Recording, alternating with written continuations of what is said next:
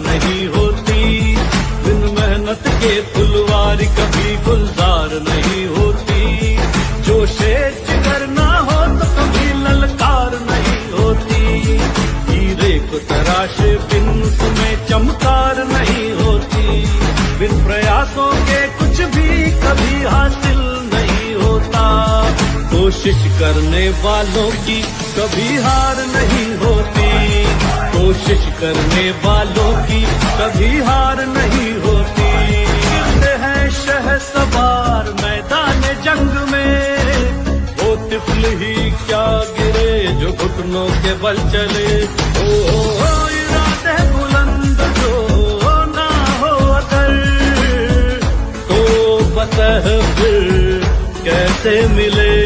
कायर की कभी भी दुनिया में जय जयकार नहीं होती, कोशिश करने वालों की कभी हार नहीं होती, कोशिश करने वालों की कभी हार नहीं होती।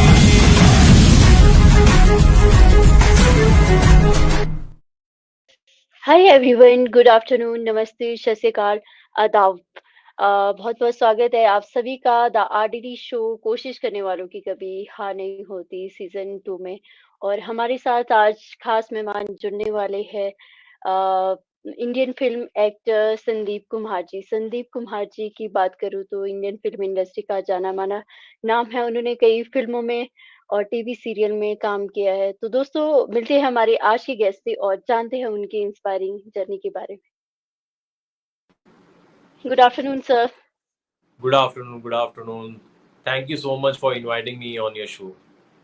And welcome to the RDD show कोशिश करने वालों की कभी हार नहीं होती। और सर, सबसे पहले तो मैं जानना चाहूंगी कि आपकी लाइफ में भी कभी ऐसे मोमेंट आए हो जब आपने कोशिश की हो और हार नहीं मानी हो।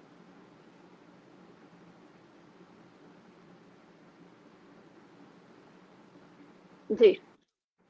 हाँ, जी जी, बताइए आपका सवाल आप रिपीट यस यस। कीजिए। जी, जी सर। सर, मेरे शो की थीम है कोशिश करने वालों की कभी हार नहीं होती। और मैं जानना चाहूँगी कि आपकी लाइफ में भी कभी ऐसे मोमेंट आए हो जब आपने कोशिश की हो? मेरी लाइफ में ऐसे तो बहुत मोमेंट रहे, मतलब अगर मैं शुरुआत से बात करूँ, जब मैं बैक स्टेज करता था, जी, तो तभी से मेरी शुरुआत हुई थी। मैं एक स्टेज में जो प्रॉपर्टी मैनेज करते हैं, जैसे कि बॉक्स रखना हो या फिर पीछे खड़े रह के जो बैकग्राउंड डांसर के पीछे खड़े रहते हैं, वो सिर्फ ऐसे झंडा हिलाते हैं। तो ये सब वहाँ से जो शुरुआत हुई, तो वहीं से कोशिश करते ही आए, कोशिश करते-करते बैकग्राउंड डांसर बने, फिर एक्टर बने। तो कोशिश तो तब से जारी ही है और कोशिश अब भी जारी है, कुछ और अच्छा प्रयास करने की और अच्छा काम करने की। लेकिन सर, सबसे पहले तो मैं जानना चाहूँगी ये जो एक्टिंग के प्रति आपका जुनून था, हुँ, वो हुँ। कहाँ से आया? और क्योंकि कहीं न कहीं हमारी कोई इंस्पिरेशन रहती है, तो आपकी भी ऐसी कोई इंस्पिरेशन रही होगी जो आप एक्टिंग की तरफ आए? मेरी इंस्पिरेशन एक्चुअली मुझे बचपन से डांस करना बहुत पसंद था और एक्टिंग ऐसा था कि मैं फ़िल्में वगैरह बहुत देखता था पापा के साथ बैठकर, और जी, ख़ास करके बच्चन साहब की फ़िल्में बहुत देखता था। तो मुझे तब से ही शौक चढ़ गया था एक्टिंग का, और मुझे उस वक़्त ना हीरो हीरो का मतलब मुझे पता नहीं था। मैं बहुत छोटा-सा था। जी, तो हीरो का मतलब मुझे पता नहीं था, पता नहीं था कि हीरो का मतलब क्या होता है। तो फिर मुझे एक दोस्त ने मुझे बताया था कि एक अक्षय कुमार नाम के एक्टर हैं। वो बहुत फाइटिंग वगैरह करते हैं और मतलब बुरे लोगों को बचाते हैं, तो वो हीरो होता है। तो उसकी एक फ़िल्म लगी हुई है, मतलब उस समय तो ओटीटी नहीं था, तो स्टार गोल्ड, उस वक़्त उसमें अक्षय सर की जी, फ़िल्म आती थी, खिलाड़ियों का खिलाड़ी, ये वो फ़िल्म आती थी। तो उस फ़िल्म में मैंने जी। देखा कि उस फ़िल्म में मैंने पहली बार अक्षय सर को देखा कि वो जिस तरह से एक्शन परफ़ॉर्म कर रहे थे, और वो अंडरटेकर को भी पछाड़ देते हैं। तो मैं तभी से बहुत ज़्यादा इंस्पायर हुआ और मुझे मतलब तभी से शौक चढ़ गया। मुझे तब पता चला कि हीरो का मतलब क्या होता है। जी, तो जी, तभी से ही मतलब एक एक्टर बनने का शौक था। तभी से एक्टर जी। बनने का वो कीड़ा जाग चुका था, और अक्षय सर से काफ़ी इंस्पायर रहा हूँ मैं। तो मुझे बचपन से वो काफ़ी बहुत ज़्यादा पसंद है अक्षय सर। जी। और सर, फैमिली का कितना सपोर्ट रहा है अगर आपके करियर की बात करूँ? क्योंकि करियर की बात यस, जी, हाँ, करियर की अगर मैं बात करूँ, तो फैमिली का अगर मैं आउट ऑफ 100 अगर मैं 200% या 300% कहूँ, वो भी कम है। मतलब इतना जी, सपोर्ट रहा है। मेरी फैमिली हमेशा से बहुत सपोर्टिव रही है। जी, जी। क्योंकि अगर मैं इंडस्ट्री की बात करूँ तो बहुत सारे एक्टर बनने आते हैं। आई थिंक पूरे वर्ल्ड से एक्टर बनने आते हैं, तो किसी का सपना पूरा होता है और किसी का सपना अधूरा रहता है। तो आपने बहुत ही कम टाइम में एक अलग पहचान बनाई है। चाहे हम सीरियल की बात करें, वेब सीरीज़ की बात करें, तो एक अलग छाप छोड़ी है। उसके बारे में भी हम जानना चाहेंगे सर, जिस तरह से आपने कहा कि आपने बैकग्राउंड डांसर भी आपने कई फ़िल्मों में काम किया है। वो सिनेरियो कैसा था सर आपके लिए? वो सिनेरियो मैं सच कहूँ तो मेरे लिए बहुत ही लर्निंग फेज वाला सिनेरियो था। जी, और मैं शुरू-शुरू में उतना अच्छा डांस भी नहीं करता था। मैं ठीक-ठाक डांसर था, तो मुझे ऐसा लगता था लेकिन इतना मैं डांस करता हूँ वो बहुत है, मैं बहुत अच्छा डांसर हूँ। ऐसा मुझे एक मेरे दिमाग में एक गलतफ़हमी थी मुझे। लेकिन जब जी, मैं बैकग्राउंड डांसर बना तब मैंने देखा औरों को भी देखा कि वो लोग कितना अच्छा डांस करते थे। तो मैं बॉस्को सर से जुड़ा रहा, बॉस्को सीज़र से जुड़ा रहा, ओह! अहमद खान से जुड़ा रहा, फिर जी, रेमो सर से जुड़ा रहा। तो उनके ग्रुप में डांस करके ये वो मेरे डांस को मेरे डांसिंग स्किल्स को और एनहांस किया। और वो जर्नी मेरे लिए काफ़ी बहुत मैं अभी भी अगर मैं बात करूँ तो दिल से मतलब मेरे लिए बहुत खुशी आती है उस जर्नी के लिए। क्योंकि मैंने जी, बहुत कुछ वहाँ सीखा, मैंने फ़िल्म इंडस्ट्री को बहुत करीब से देखा, मैंने बड़े-बड़े फ़िल्मों में शूटिंग की, बड़े-बड़े मतलब एक्टर्स को, हीरो को, चाहे वो ऋतिक रोशन हो, अजय देवगन हो, मिस्टर शाहरुख खान हो, सलमान खान हो, हर किसी के साथ मैंने काम किया, जितने भी दिग्गज स्टार थे। तो उनको जी, परफ़ॉर्म करते वक़्त मैं हमेशा देखता था, तो मैं बहुत कुछ सीखता था, वो कैसे परफ़ॉर्म करते हैं। ऋतिक सर को मैंने काफ़ी मतलब बैंग बैंग की हम शूटिंग कर रहे थे। तो मैं ऋतिक सर को बहुत ऑब्ज़र्व करता था कि वो किस तरह से डांस कर रहे हैं, किस तरह से वो डांस में वो इमोशन, वो ईज़ीनेस लेकर आ रहे हैं, किस तरह से स्टेप्स को ईज़ी बना रहे हैं। जी, तो ऋतिक सर से मैं बहुत सीखा और हाँ, ख़ास करके मुझे एक्चुअली आउट ऑफ इंडिया जाने का बहुत शौक था, मुझे अब्रॉड घूमने का बहुत शौक था। तो बैकग्राउंड डांसर के ज़रिए मतलब बीइंग अ बैकग्राउंड डांसर मुझे बहुत सारी कंट्रीज़ में घूमने का मौका मिला, तो वो भी एक बहुत ही अच्छा मौका था और साथ-साथ हाँ, ये भी कहूँगा कि पैसे भी अच्छे कमा लेते थे। तो बहुत जी। अच्छा फ़ील होता था, वो बहुत अच्छी जर्नी थी मेरे लिए। जी, जी। और सर मैं वो मोमेंट जानना चाहूँगी जब आपको फर्स्ट प्रोजेक्ट मिला बैकग्राउंड डांसर का, क्योंकि कहीं न कहीं वो मोमेंट भी हमारे लिए स्पेशल होता है कि आज हम इन एक्टर के साथ काम कर रहे हैं, इन एक्टर के साथ हम डांस कर रहे हैं। तो वो मोमेंट भी आपसे जानना चाहेंगे? वो मोमेंट एक्चुअली तब आया कि पहले तो मैं जो कॉर्पोरेट शोज़ वग़ैरह होते हैं, तो मैं उनमें जी। डांस करता था और 1 डेढ़ साल मैं शामक सर के पास भी था, शामक दावर के पास भी था 1 डेढ़ साल। ओह! हाँ, तो जी, वहाँ भी था लेकिन शामक दावर के यहाँ ऐसा था कि मुझे कभी डांस करने नहीं मिलता था। तो मैं हमेशा पीछे प्रॉपर्टी पकड़ कर खड़ा रहता था, जैसे कि झंडा है, फ्लैग है या फिर कुछ प्रॉप्स है मेरे हाथ में। तो मैं वो जी, प्रॉप्स पकड़ के ही खड़ा रहता था, मुझे डांस करने का मौका नहीं मिलता था। तो उस वक़्त मुझे बहुत बुरा भी लगता था, बहुत छोटा-सा था मैं 17-18 साल का था।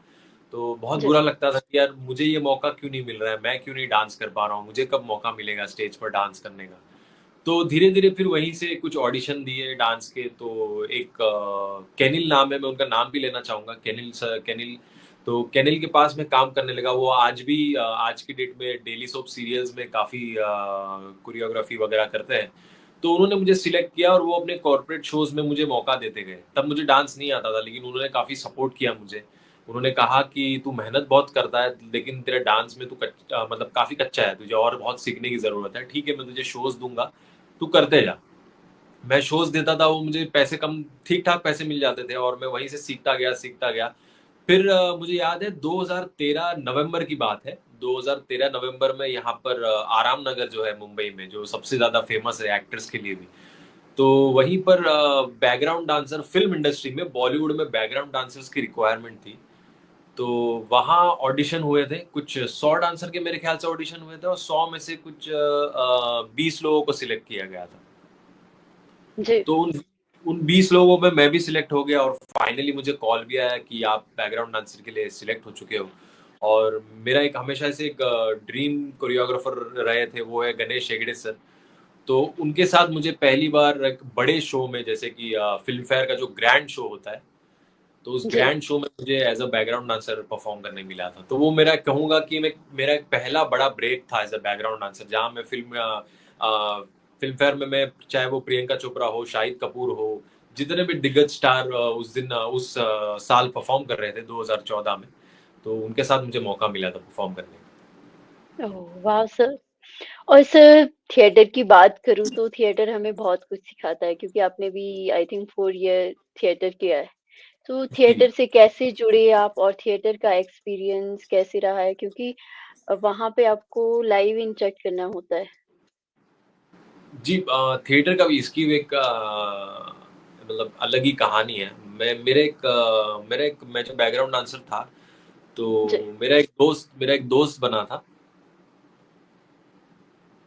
हाँ, मेरा एक दोस्त बना था जो आज भी मेरा जी, अच्छा दोस्त है। तो उसका नाम हैप्पी नाम है उसका। तो वो ऐसा था कि वो काफ़ी जुगाड़ू इंसान था। तो वो जी, बैकग्राउंड डांसिंग भी करता था और बैकग्राउंड डांसर भी काम करता था और साथ-साथ वो प्रोडक्शन में भी काम करता था। तो वो जी, काफ़ी जुगाड़ू था पैसे के मामलों में। तो मैंने उसे बताया कि यार मुझे भी एक्टर बनना है यार, मुझे समझ में नहीं आ रहा है कहाँ से शुरुआत करूँ, क्या करूँ? काफ़ी टाइम से सुना है कि यार थिएटर करना चाहिए, थिएटर ही करना चाहिए, थिएटर जॉइन करना है। तो उसने बोला कि ठीक है, मैं देखता हूँ, कुछ अगर मेरे न नज़र में हुआ तो बताता हूँ। तो एक दिन आराम नगर में इप्टा वाले कुछ लोग थे, जयपुर से आए हुए थे। तो वो जी, एक थिएटर ग्रुप फ़ॉर्म कर रहे थे। तो वो एक थिएटर ग्रुप बना रहे थे, तो वो हैप्पी जो है जो थिएटर ग्रुप रन कर रहे थे, उनको कैसे ना कैसे प्रोडक्शन में कहीं काम किया होगा, तो वो उन्हें जानते थे।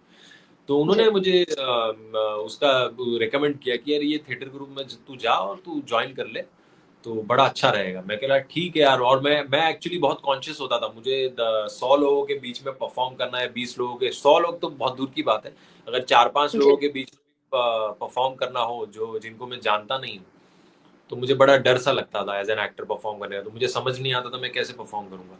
तो मैं जैसे ही मैंने एंटर किया उस दिन, मैं मुझे याद था मेरा एक रिहर्सल था बैकग्राउंड डांसर का, मैं एक शो कर रहा था। वो शो के रिहर्सल के बाद मैं थिएटर गया।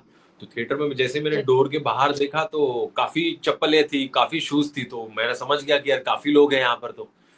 तो जैसे ही मैं अंदर एंटर हुआ तो कम से कम 25-30 स्टूडेंट्स थे। तो मैं तो जी, घबरा गया। मैं बोला यार, मैं घबरा गया। मैं बोला इनके सामने अगर मुझे एक्टिंग करने बोले, मैं तो कैसे करूँगा?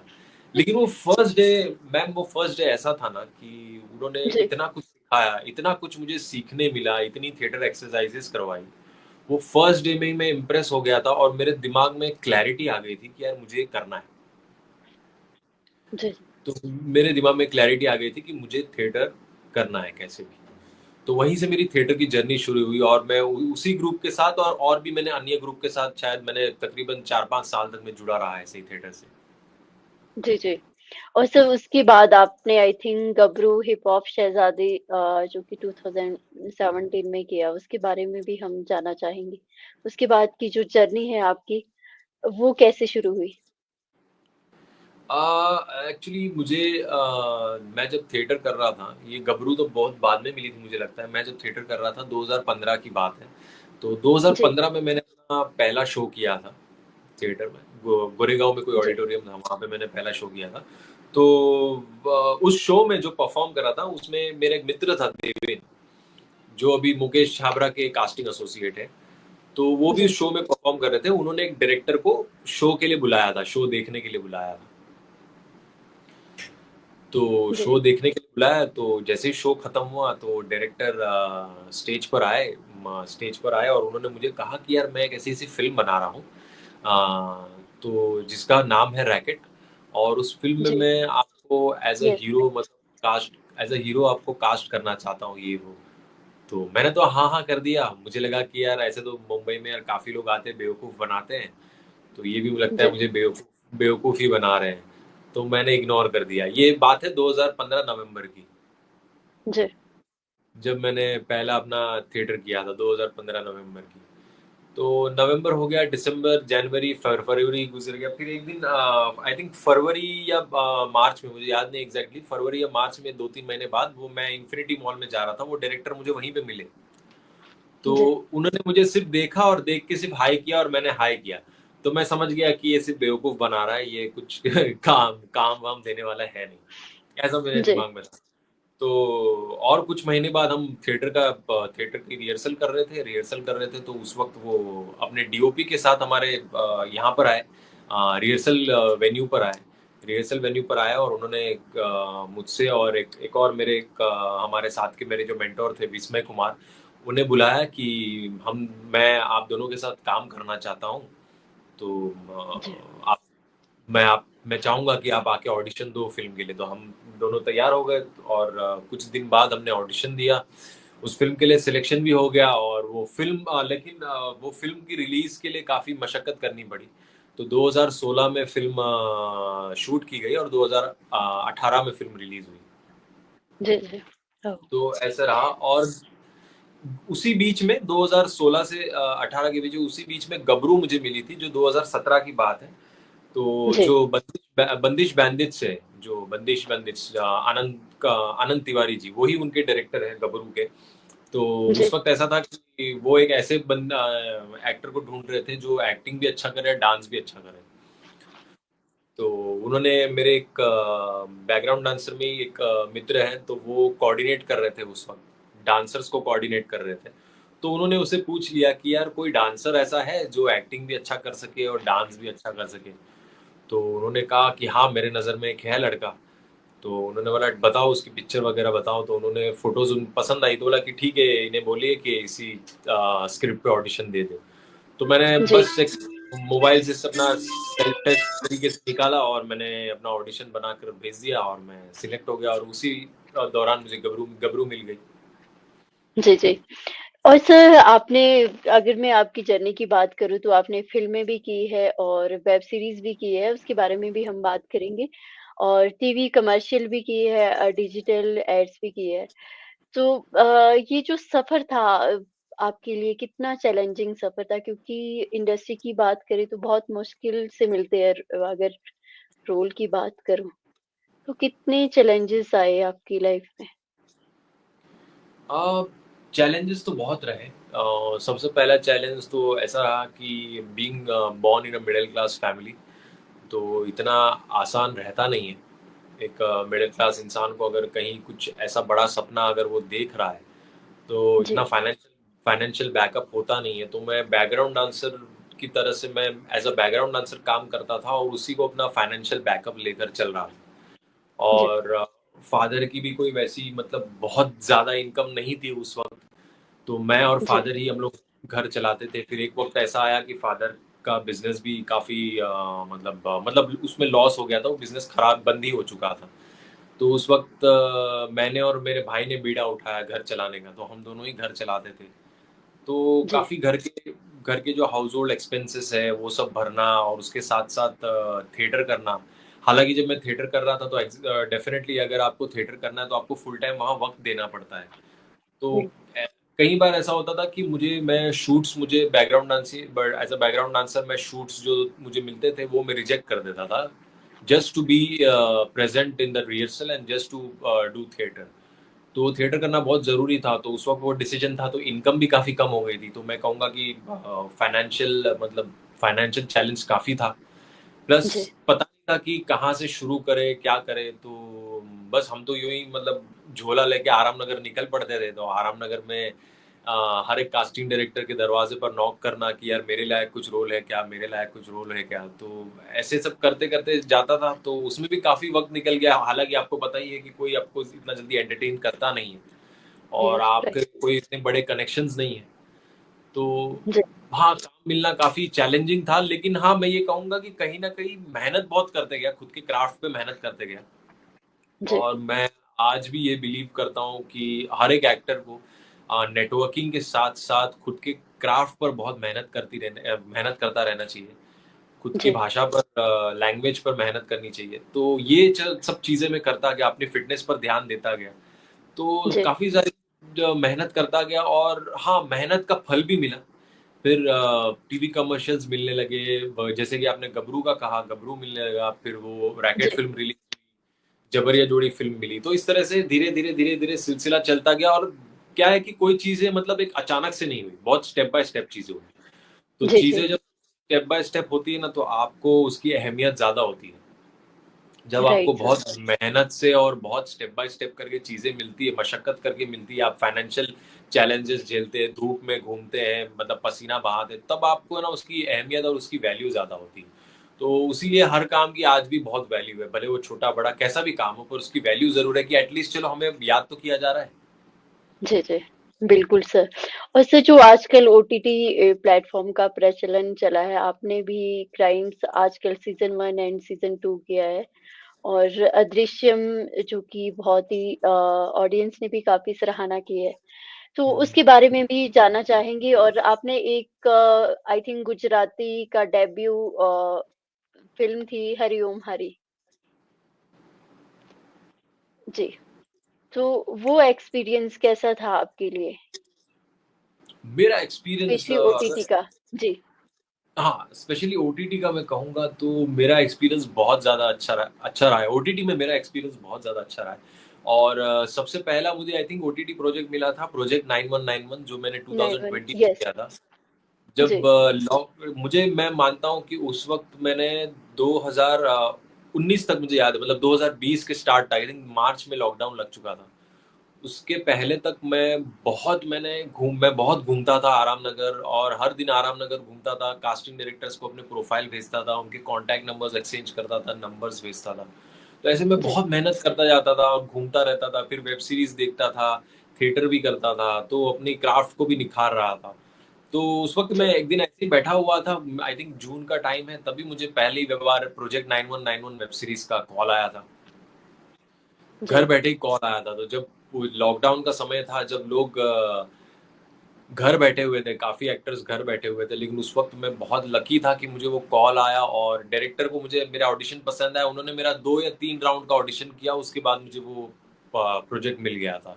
तो वो डायरेक्टर जी, का नाम है सुबु सुबु अय्यर, सुबु सर है, सुबु अय्यर डायरेक्टर का नाम है। तो उन्हीं के द्वारा मुझे और 2 वेब सीरीज़ मिली, वो है क्राइम्स आजकल और क्राइम्स आजकल सीज़न 2 वो भी उन्हीं की वेब जी, सीरीज़ है। तो वहाँ भी काम करके बहुत मज़ा आया। लेकिन मैं एक चीज़ यहाँ पे ऐड ऑन करना चाहूँगा कि अदृश्यम का जो मेरा एक्सपीरियंस था, वो जी, बहुत अच्छा इसलिए था क्योंकि वो कैरेक्टर मुझे बहुत ज़्यादा पसंद आया था और वो मतलब मेरे लिए मुझे ऐसा लगता है मतलब मेरा स्पेशली मतलब मेरा जितने भी परफॉर्मेंसेस रहे, वो मेरा one of the best performance रहा है, ऐसा मुझे लगता है। जी, तो जी, वहाँ वहाँ मुझे काफ़ी मज़ा आया था और वो अंशुमन सर थे जो डायरेक्टर थे वो भी काफ़ी बढ़िया थे। तो वो कैरेक्टर मेरे लिए काफ़ी क्लोज़ है। तो बहुत अच्छा एक्सपीरियंस रहा और गुजराती फ़िल्म की बात करें हरि ओम हरि, तो वो तो बहुत माइंड ब्लोइंग एक्सपीरियंस था क्योंकि हमने ट्रैवल करते हुए गुजरात से बाहर हमने जैसलमेर में भी शूट किया है उसका जी, और काफ़ी हिस्सा अहमदाबाद में शूट किया है। तो उनके जो डायरेक्टर थे निसर्ग वैद्य, उन्होंने मुझ पे ट्रस्ट किया और मुझे ये अपॉर्च्युनिटी दी।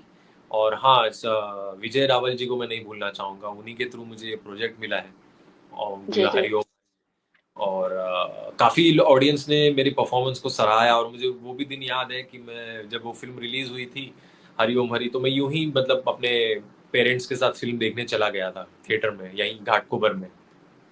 जी, घाटकोपर में थिएटर में यूं ही देखने चला गया और थिएटर हाउसफुल था। तो मैंने सोचा यार तब मेरा उस वक्त ना लुक अलग था, मेरी दाढ़ी वाड़ी जिस तरह से अभी है बड़ी थी, मेरे बाल थोड़े बड़े थे, तो मैंने सोचा कोई मुझे पहचानेगा नहीं। तो जैसे ही फिल्म खत्म हुई तो सबने मुझे पहचान लिया और सब ने मुझे घेर लिया और वो लोग मेरे साथ फोटोज वगैरह खींचने लगे। तो वो भी एक अलग मोमेंट था जिसके लिए जी, हर एक एक्टर सोचता है कि यार मेरे साथ भी कभी ऐसा हो कि लोग मेरे काम को सराहे और ऐसा हो। तो वो एक मोमेंट बहुत ही प्यारा मोमेंट रहा है इस फिल्म से जुड़ा हुआ। तो ऑल जी, thanks to like the film and the production, सबको मेरा थैंक्स है जिन्होंने भी मुझे वेब सीरीज दी और हरि ओम हरि जैसा प्रोजेक्ट दिया, उन सबको थैंक यू बोलना चाहूंगा। जी, जी। और सर इसके अलावा अगर मैं सीरियल की बात करूँ, तेरा मेरा साथ रहे, जिसमें विवान जोशी का आपने कैरेक्टर प्ले किया था और जी ठग जी। की प्यार की यस, रोहित का किया था उसमें शायद, ठग हाँ की हाँ प्यार जी। की 2 yes. Yes correct. Correct. And इसके अलावा बहू बेगम मोहिनी और ये रिश्ता क्या कहलाता में भी आपका जो करैक्टर बहुत ही पसंद बेशक वो थोड़ा छोटा था बट लोगों ने बहुत प्यार दिया है मानव। जी जी जी। मैं एक्चुअली कैसा है कि मैं सीरियल की मैं बात करूँ तो काफ़ी बार ऐसा हुआ है कि मेरे कैरेक्टर्स जो है मेरा रोल काफ़ी छोटा भी रहा है उसमें, जी, लेकिन उस छोटे से कैमियो और उस छोटे से रोल में ही मुझे ऑडियंस का बहुत प्यार मिला है। ऑडियंस ने मतलब हमेशा पता नहीं, मैं हमेशा काम तो दिल से, हर एक्टर यही चाहता है वो दिल से ही काम करे और दिल से ही करता है। जी, तो उसी तरह से मैं भी अपना 100% लगाता हूँ और ऑडियंस को काफ़ी मेरा काम पसंद आया है उसमें, और उन्होंने ढेर सारा प्यार दिया मुझे। काफ़ी बार इंस्टा में तेरा मेरा साथ रहे जब मैंने किया था, तो मुझे याद है मेरे काफ़ी फैन पेजेस बन गए थे। तो वो फैन पेजेस मेरे आज तक वो फैन पेजेस बने हुए हैं, और वही फैन पेजेस मुझे मेरे मेरे लिए अलग अलग स्टोरीज या कुछ ना कुछ बनाकर भेजते रहते हैं, मुझे टैग करते रहते हैं, तो बड़ा अच्छा लगता है। तो जी, तेरा मेरा साथ रहे बहुत मतलब ऑडियंस ने काफी काम पसंद किया है, और सेम गोज टू मनमोहिनी भी ठीक रहा। यस, बाहुबली में भी काफी प्यार मिला। तो ये जी, जी। सब जर्नी मतलब काफी बढ़िया रही यार, it's a learning experience, I would say. जी, जी। और सर आपने हर जॉनर में काम किया है, टीवी की बात करूँ या एड की बात करूँ, तो सबसे जो बेस्ट जॉनर रहा है, वो कौन-सा जॉनर रहा है? मेरे लिए ऑनेस्टली सबसे बेस्ट जॉनर रहा है, तो मैं कहूँगा ओटीटी मेरे लिए सबसे बेस्ट जॉनर रहा है, क्योंकि जी, ओटीटी में मुझे काम करके काफ़ी मज़ा आया है हमेशा। और फ़िल्मों में भी हरी ओम हरी की अगर मैं बात करूँ, वहाँ भी मतलब काफ़ी मेरा एक्सपीरियंस अच्छा रहा है। अगर हर एक्टर को ये समझना पड़ेगा कि जो मीडियम है, फ़िल्म का मीडियम अलग है, फ़िल्म और वेब जी, सीरीज़ का मीडियम अलग है, और टेलीविज़न का मीडियम अलग है when it comes to acting. तो जी, जिस तरह से टेलीविज़न में जिस तरह से एक्टिंग होती है, जिस तरह से वहाँ जो चीज़ें मतलब थोड़ी ओवर या कहो या मेलोड्रामेटिक होती है, उस तरह से हम फ़िल्म और वेब सीरीज़ में नहीं कर सकते। तो वो मीडियम दोनों काफ़ी अलग है। But I respect both the mediums, क्योंकि दोनों मीडियम ने मुझे काफ़ी प्यार मिला है। पर हाँ, जी, मेरा सबसे ज़्यादा इंटरेस्ट आज भी ओटीटी और फ़िल्मों में है, और हमेशा से रहेगा, और तभी भी था, हमेशा वही रहेगा। और वहाँ मुझे काम करने का एक अलग ही मज़ा आता है, एक अलग ही मज़ा आता है वहाँ काम करने का। जी, जी। Right sir. और सर अगर मैं एड की बात करूँ, टीवी कमर्शियल की बात करूँ, तो उसमें आपको 30 सेकंड में ही मैसेज देना होता है। तो वो कितना मुश्किल होता है आपके लिए एक्टिंग करना? हाँ, मेरे लिए तो, मैं ऑनेस्टली कहूँ, ऐड तो मेरे लिए काफ़ी आसान होता है, सच में सच कहूँ तो। जी, वो जी। ऐड में मतलब ऐसा होता है कि रिएक्शंस होते हैं और कुछ एक आध डायलॉग हो, जो हो, लेकिन ऐड का एक अलग ही मज़ा होता है, क्योंकि वहाँ पे ऐड का जो सेट का जो माहौल रहता है, वो भी बहुत ही चिल माहौल रहता है। उन्हें पता होता है कि हमें 30 सेकंड का फुटेज निकालना है, और हमारे पास पूरे 12 घंटे हैं। तो 12 जी, घंटे में 30 सेकंड्स का फुटेज निकालना है, एकदम एन्जॉय करना है, तो आराम से काम होता है, बहुत ही आराम से और आरामदायक काम होता है।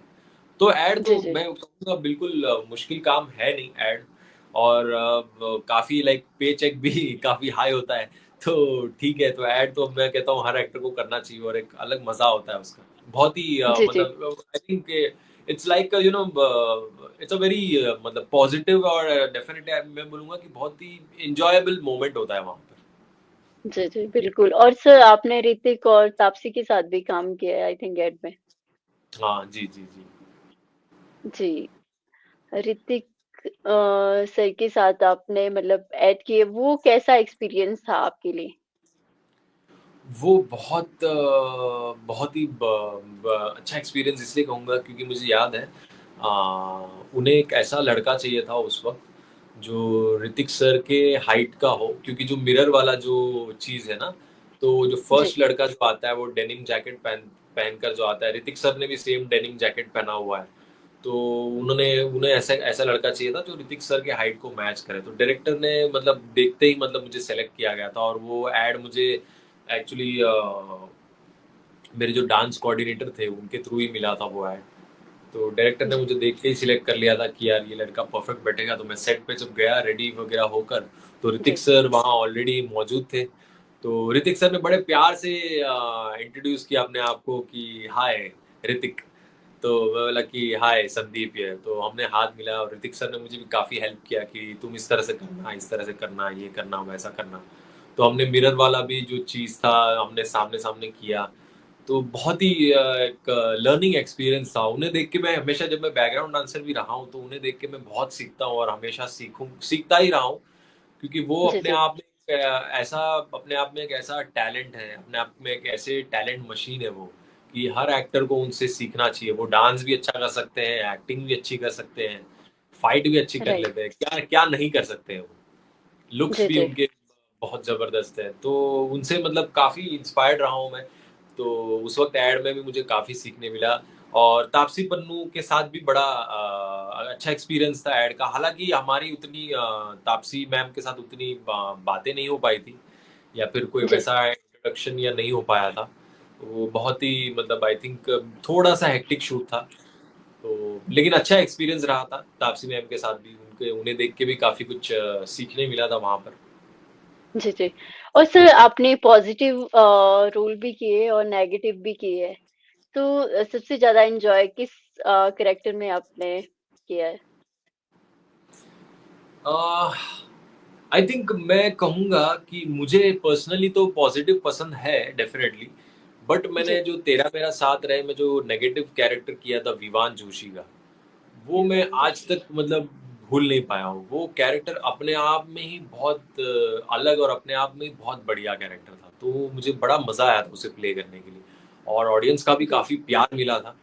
और उस कैरेक्टर की एक अलग ही बात थी। मतलब ऐसे कैरेक्टर्स ना मुझे लगता नहीं कि टीवी सीरियल में जल्दी से होते हैं। मतलब बहुत रेयर चांसेस होता है कि ऐसे कैरेक्टर्स हो।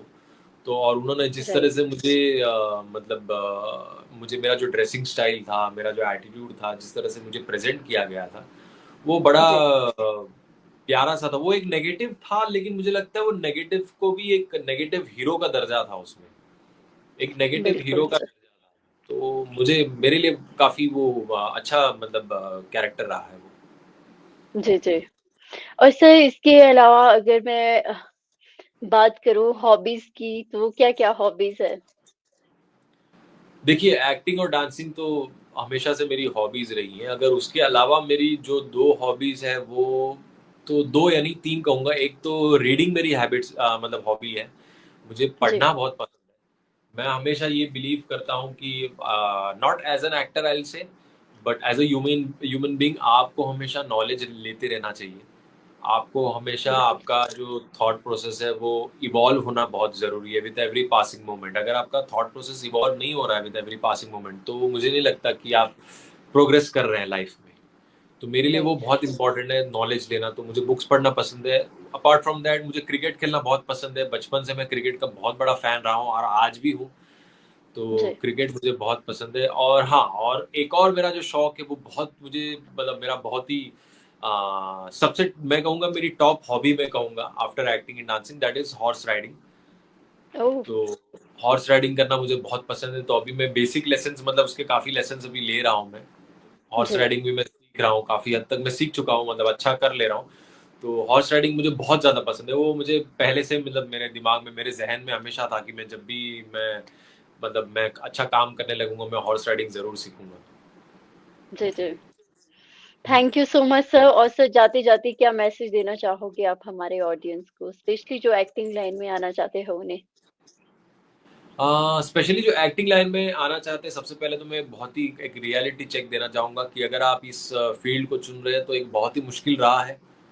यहाँ पर जी, सक्सेस का रेशियो कम है, लेकिन अगर आपके दिलो मतलब दिल से वो आवाज़ आ रही है कि आपको यही करना है और यही फ़ील्ड आपने चुना है, आपको यहीं आगे बढ़ना है, तो आप ज़रूर कीजिए। और एक चीज़ हमेशा याद रखिए कि अपने क्राफ़्ट पर काम करना मत छोड़िएगा और हमेशा जितने हो सके ग्राउंडेड रहिए। नॉलेज जी, लेते रहिए, भले आप कितना भी काम करें, कभी ये मत सोचना कि ये मेरा मतलब मैंने सीख लिया है। जब भी आप जाओ सेट पर तो हमेशा ज़ीरो बनकर जाओ कि जैसे आप बस सीख रहे हो। तो एज़ एन एक्टर जब आपके पास ये एटीट्यूड होगा, एक लर्निंग एटीट्यूड होगा ना कि मैं सीखते रहूँगा, एक लर्निंग वाला एटीट्यूड रहेगा, तो मुझे जी। लगता है वो एक्टर बहुत बढ़िया कर जाएगा लाइफ़ में। बिल्कुल sir and thank you so much sir, thank you so much for giving me your valuable time. It was a great experience with you. Thank you so much. Same here. Thank you so much for inviting me on your show. Thank you so much sir. Bye-bye. Bye-bye. Thank you. Thank you so much everyone और इसी तरह से देखते रहिए the RDD show कोशिश करने वालों की कभी हार नहीं होती।